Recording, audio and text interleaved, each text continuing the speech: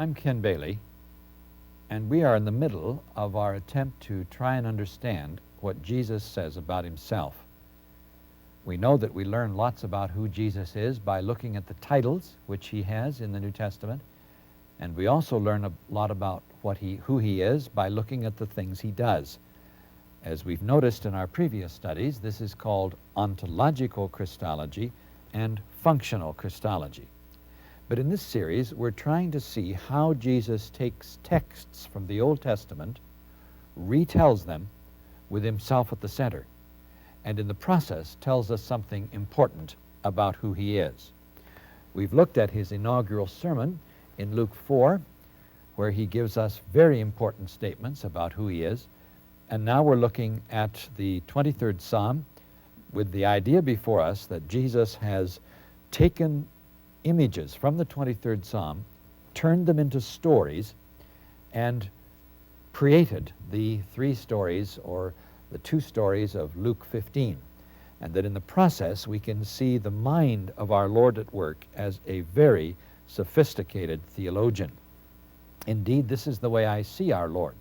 Not only do we know who he is by the New Testament, and the creeds of the church have affirmed who he is, but also we discover through the New Testament that he is the first mind of the New Testament, and not merely an ethical example, not just the perfect man, perfect God who shows us how to love one another. He does that, and he is that.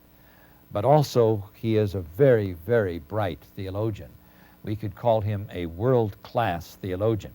Ordinarily we don't see him in those terms, but over the past 30 years of trying to understand him from the point of view of the culture of the Middle East, this is the way I have increasingly seen him.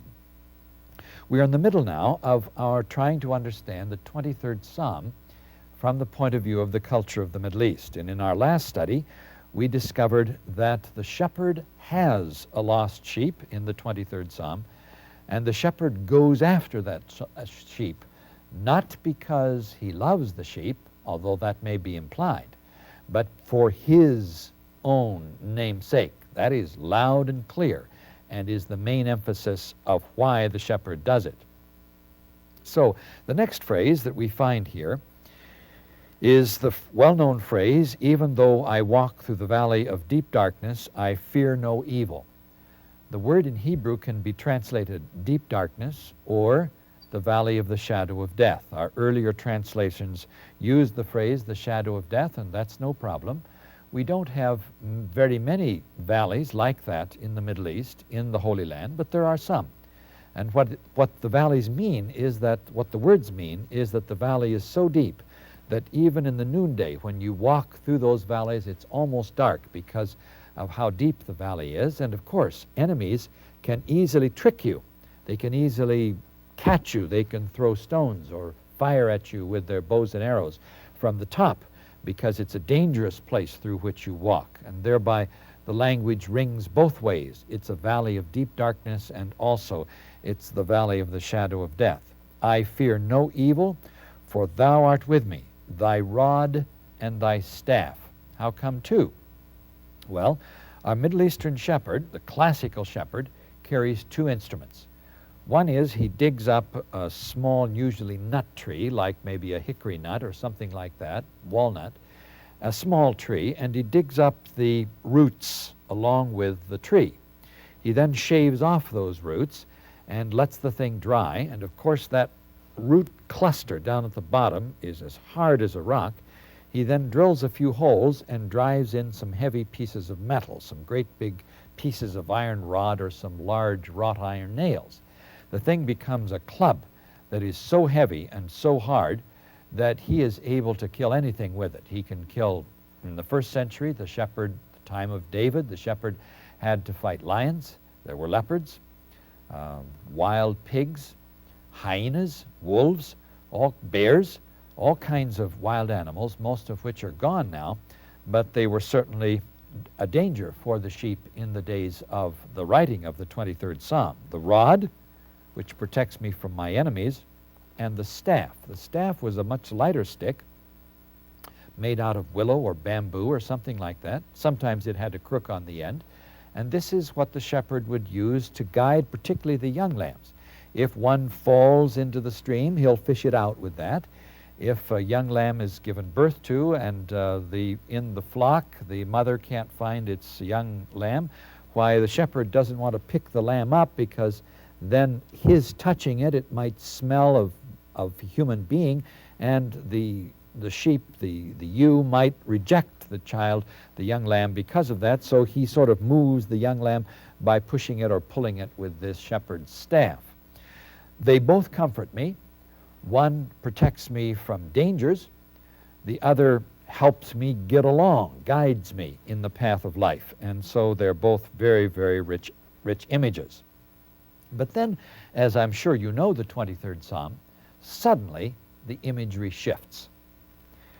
We read the phrase, "Thou preparest a table before me in the presence of mine enemies. Thou anointest my head with oil, my cup overflows." What's this about?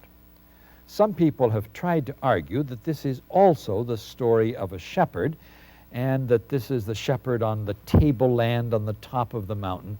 I really don't think that that fits.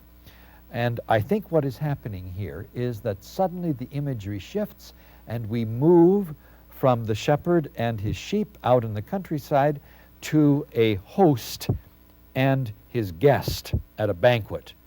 There is a table. The table is spread in the presence of enemies. Thou anointest my head with oil. That's what happened in the Old Testament. That was a part of your responsibilities to a guest. And your cup overflows. Not only does the host fill the cup, but up to the place that it overflows. Now, what's this bit about the table spread in the presence of mine enemies? Very puzzling. But actually, it's not that hard to understand. Open with me, if you will, please, in the Psalms to Psalm 31. And in Psalm 31, let's read starting in verse 11. And what do we have? I am the scorn of all my adversaries. That means I have enemies. A horror to my neighbors. An object of dread to my acquaintances. Those who see me in the street flee from me. Now what's going on? David says, I have enemies, and he indicates that these enemies are powerful. I am the scorn of my adversaries. So what happens? My neighbors and my acquaintances suddenly treat me as though I had leprosy. This isn't too hard to understand. In American terms, we would say, you are in trouble with the big boss down at the company. Everybody knows this. So when you show up in the coffee room for coffee break, suddenly the coffee break is over. Everybody evaporates. And in the big room where all the desks are, not too many people drop by and sit down and have a long chat with you. They don't want to be seen with you because you are under the cloud. Because of your powerful enemies, they don't want to get your enemies mad at them. You can have your own fights, and they stay away from you. That's what it's all about. I personally experienced this. In the late 60s, I was privileged to be serving in the south of Egypt in a town called Asyut. At that time, the Egyptian government was very unhappy with the American government, and everybody knew it. 4 German students came by the college where I was teaching, called Asyut College, and they said, can we spend overnight in your garden? I said, no problem. They wanted to pitch a tent. They were on their way to Luxor in the south of Egypt, farther south, to visit the antiquities. So I said, the regulations of this land are that whenever you have foreigners overnight, you have to record with the local police that you entertained foreigners overnight. So please give me your passports. They did. I filled out the form and sent it in to the local police. Thought it was all over. The students left the next morning. Then 4 months later, I found myself under arrest. What for? I was told that I had not properly recorded the presence of these foreigners overnight, those 4 German students. What's the problem? Well, they said the form you sent in wasn't really filled out right, that you were supposed to send in one piece of paper shortly 48 hours after they arrived, another piece of paper 48 hours after they'd gone. I'd reported both on the same piece of paper. First of all, I thought it was a joke. And then I found out that if accused of this, it was a felony charge, not a crime, wasn't that bad, but it wasn't a misdemeanor, it was a felony. That if this stuck, if I was judged guilty of not properly recording these 4 students sleeping in my garden overnight, that the least I would get was a $2,000 fine for each case, $8,000, which back in 1984 was a year's salary for me. And on the other hand, I could go to jail for 2 years for each case. So I could go to jail for 8 years. Would I survive 8 years in jail? Would a judge in that atmosphere be willing to grant justice to a foreigner in general and an American in particular? I was worried. And so what happened as I was preparing to get myself in court there in Luxor, 3 hours to the south by train where I was accused? What happened? Well, nobody wanted to park their car in front of my house. Not very many people called me on the telephone. Committees of which I was a member did not meet. And pastors who had invited me to preach in their churches quietly canceled most of the engagements. I found myself very much like this text. Because I was the scorn of my adversaries, I found myself a horror to my neighbors, an object of dread to my acquaintances, and those who saw me in the street fled from me. So the trial came up, and just as it came up, one of the leading members of the Egyptian Evangelical Church said to me, "Ken, I'm going to go with Luxor with you." He did. When we arrived in Luxor, here was the pastor of the Evangelical Church, Egyptian church in that town, and he said, "Ken, I want you to preach for me the next morning." The whole town knew that there was an American in the courts and had come to defend himself with a felony charge. And I preached for the man, and after that I said to them, after that these 2 men locked arms with me. They walked me down the middle of that little street of Luxor. They sat me down at a sidewalk cafe in the town square, and they fed me a meal. "Thou preparest a table before me in the presence of mine enemies. My cup runneth over." The next day was the judgment, the court case, and I said to them, "Gentlemen, you have done far more for me than any person could ask. I don't know if justice is going to be done. Please let me go to the courts alone." Their answer, "You are our Christian brother, and we must go with you." They did. I was judged innocent. I walked out of the courts a free man, and I discovered what this part of the 23rd Psalm is all about. The psalmist is saying that you, O Lord, prepare a banquet for me at great cost. Do we as Christians have a banquet spread for us that is spread by the host at great cost? We do. And it's called the Holy Communion. It's called the Eucharist. And that banquet is spread for us by the one who invites us, and it is spread for us at great cost. Okay, let your mind flip from this account over to the story of the prodigal son. Is it not possible for that prodigal son at the banquet at the end of the story to say to his father, "You have prepared a banquet for me in the presence of my enemies. My brother and his friends don't like it. They're outside, and they're mad, and they're going to get at you, and in some way they're going to hurt you. This banquet is spread at great cost, not just the cost of the meal itself, the fatted calf, but you are going to pay a higher price because you have dared to spread for me a banquet in the presence of mine enemies." I think that's at the heart of both of these great stories.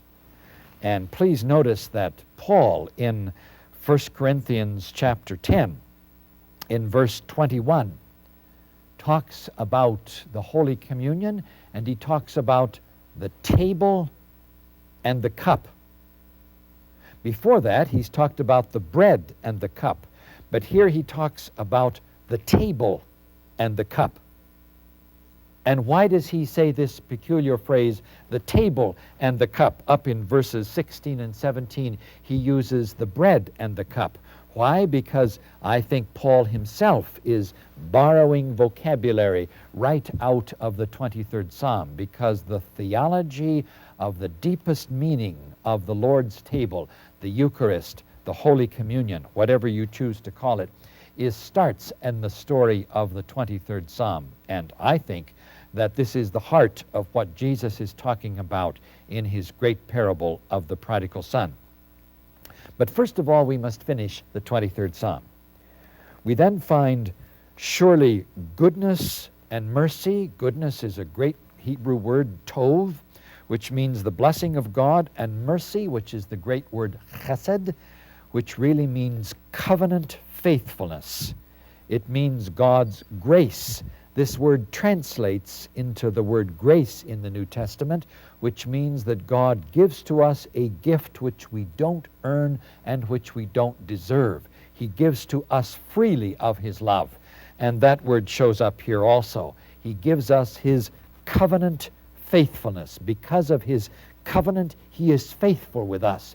Because of his grace, he offers us his love without cost. Shall follow me all the days of my life. I'm not worried about those enemies following me, but because I am in confidence of your covenant faithfulness that follows me all the days of my life. And then finally, I shall dwell in the house of the Lord, and the Hebrew text says, for the length of the days.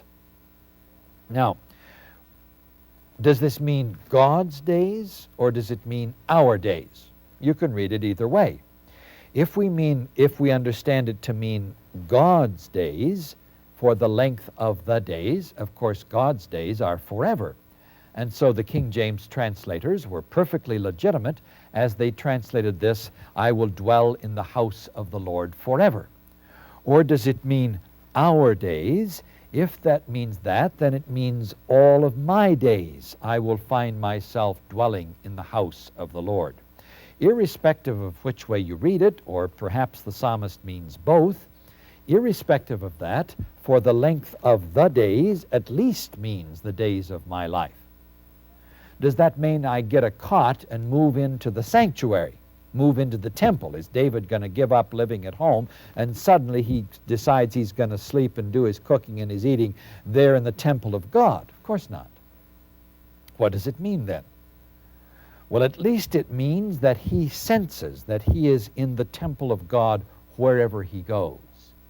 He no longer is worried about an unknown, fearful world out there, because wherever he goes, in all of God's good creation, he is in the house of God. And for us in the 20th century, this would have a special cutting edge on the question of the problem of the pollution of the natural world around us. Why doesn't the Christian throw his garbage in the street and allow the pollution of the atmosphere and of the water and of the earth? And why does the Christian not allow his or her greed to press the companies to pollute the earth so that I'll have enough of all the goodies that I want? Why? Because God created all of that, and more than that, because all of that out there is the house of God in which God dwells. And I know that I dwell in that larger house of God. Okay, so we've now looked with some care at the 23rd Psalm. And our task now is to ask, has Jesus, and in what way has he, if he has, in what way has he patterned Luke 15 after the 23rd Psalm? Well, the first thing we notice, as we observed in our study of the 23rd Psalm, that it's in two halves. The first half is the story of the Good Shepherd and the lost sheep. We found the lost sheep buried behind the King James English. And the second part is about the host who spreads a banquet in the presence of the enemies of the guest at great cost. What happens when we look at Luke 15? We find not 2 stories, but 3 stories. The first story matches the first story in the 23rd Psalm, because the first story is about the shepherd and his lost sheep, and how that shepherd goes after that lost sheep. And so sure enough, the first half of the story of David in the 23rd Psalm matches the first third of the parables of Jesus in Luke 15. Jesus has a second section about the woman and the coin. We'll talk about that in a minute. And the third section, sure enough, is a banquet, climaxes, if you please, with a banquet of a man who spreads a banquet for a special guest in the presence of that guest's enemies at great cost.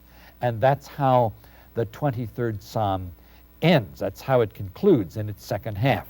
So what do we have? David has 2 sections. Jesus has 3. The first and the third are a match, and Jesus has put in a third section in the middle. Let's talk for a minute about that third section. Why, if this comparison is to be noticed and substantiated, and if this is really what Jesus is doing, he has had the daring to take the images of the 23rd Psalm, the great well-known psalm, created stories out of the first half and the last half, and has added a new story in the middle. Why? Well, Jesus has disciples. Some of his disciples are men, and some of them are women. And he is as anxious that his stories strike a deep chord deep in the heart of his women listeners as he is his men listeners. Now, granted, this particular telling of the story is for the scribes and Pharisees, but no doubt his disciples are also listening. And he dares thereby to add this third story, for Jesus, he wants all those listening to him to be moved and to accept him as Savior and Lord, and thereby he speaks to the men listening and to the women listening. I didn't really understand all that great story of the woman and her coin. I didn't understand all of it until I was privileged to start living in the Holy Land. Some of you listening, studying now with me, may have been to the Holy Land, and in any case, you may know that the building materials around the northern end of the Sea of Galilee are stone. The stone is black basalt. That's the only kind of stone in the area. And all of the fishing villages of the first century that we know about up on that area in the northern end of the Sea of Galilee, all the buildings are built out of this black basalt. The Franciscans have bought a part of the oldest section of the city of Capernaum, where Jesus had his headquarters for his public ministry and where St. Peter had his home. And they have excavated down to the level of the first century homes that were there in Capernaum at the time of Jesus. And they found that those folks were very poor fishermen, so poor that they couldn't afford the lime plaster that folks of the period would put on their floors as a kind of nice, smooth, white floor. No, those simple fisher folk only could take the flat stones of black basalt out of the Sea of Galilee and sort of place them, kind of irregular stones, as their flooring. The Israeli Department of Antiquities has rebuilt some of those early Jewish fishing homes in the city of Chorazim, just up the hill from Capernaum, one of the cities that Jesus mentions and one of the cities which he cursed, and sure enough the city died. But they've reconstructed those early fishermen Jewish homes, and what are they like? Well, they're fairly small, smaller than a one-car garage, and the floors are made out of black basalt, the walls are made out of black basalt, and sure enough, the roofs are made out of black basalt. The folks built arches, 2 or 3 arches through the room, and then put large slabs of black basalt over the top as the roof, and then they would have put earth on the top of that to keep the water out. The windows are about this big, and they're about 7 feet off the ground. Okay, you're living in a room like this, a small room, maybe a one-car garage. The floor is black stone, the walls are black stone, the ceiling is black stone, very pretty stone, but what's it like inside?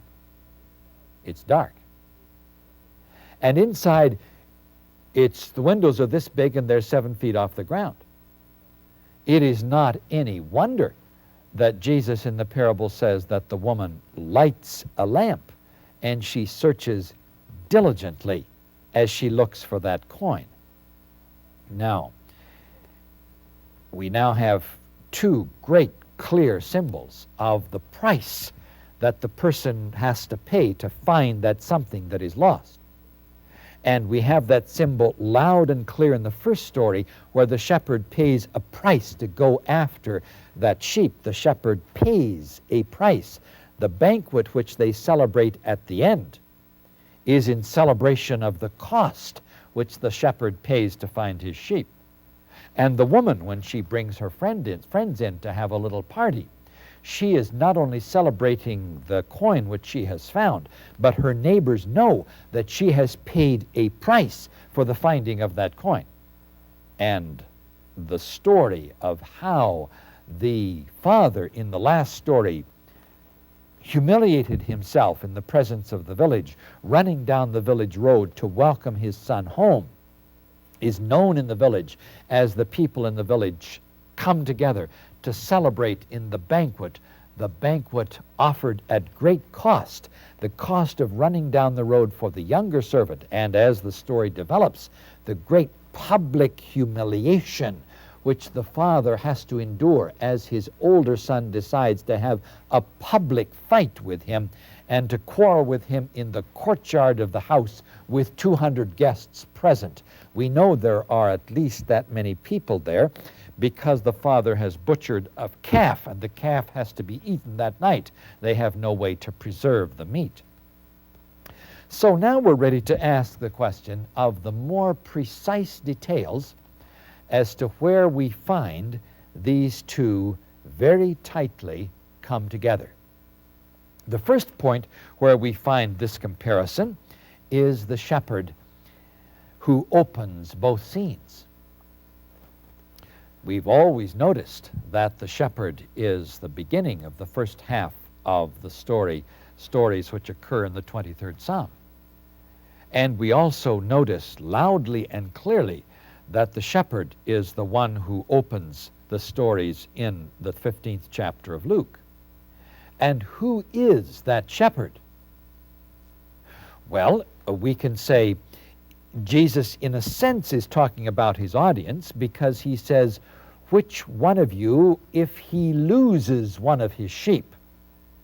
So Jesus starts off by talking about his audience as the shepherd because the audience was primarily scribes and Pharisees, and they are the shepherds of Israel.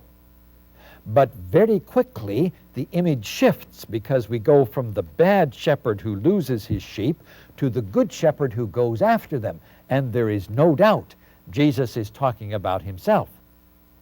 And this is reinforced certainly by the great shepherd images in the 10th chapter of John, where Jesus loudly and clearly says, I am the good shepherd.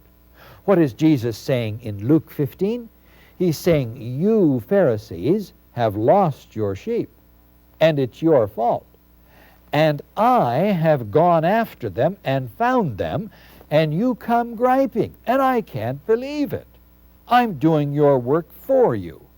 Because we remember that in Luke 15, the first and the second verse, the Pharisees come complaining, this man receives sinners and eats with them. And so in the first story, Jesus is saying, I am the good shepherd. I have gone after those sheep. I'm doing the task of restoring that lost sheep, which you should have done because you're the ones who lost them. So our first point is the clear parallels between the story as we find it in the 23rd Psalm and the story as it is now beefed up. It is spread. It is now expanded into a full story about the lost sheep and the good shepherd. In our next study, we will continue our examination of these parables.